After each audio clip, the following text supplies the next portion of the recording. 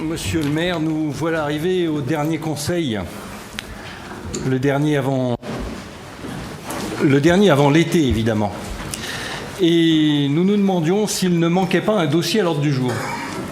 En effet, de manière récurrente, depuis le début de votre affaire en septembre 2022, il est de votre tradition de retirer sa fonction d'adjoint à un de vos adjoints au mois de juin. Souvenons-nous, en juin 2023, ce fut Lionel Boucher. En 2024, juin 2024, ce fut Claude Liogier. Cette fois-ci, juin 2025, rien. Il semble que vous manquez à vos habitudes ou que vous n'ayez plus d'adjoints à retirer des postes d'adjoints. Gageons que nous aurons bientôt des élections et même peut-être au sein de ce conseil avant les municipales.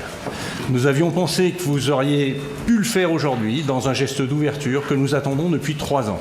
Il aura fallu 3 ans d'instruction pour que nous arrivions à ce dernier conseil.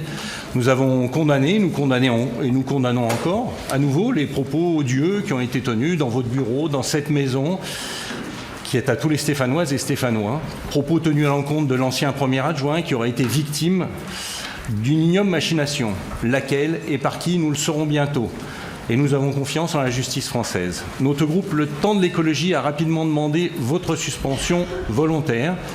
Vous l'avez refusé, c'était le minimum nécessaire pour restaurer un peu de sérénité dans la gestion de cette ville et de la métropole, tant pour le personnel, pour les élus, pour les habitants, pour les associations.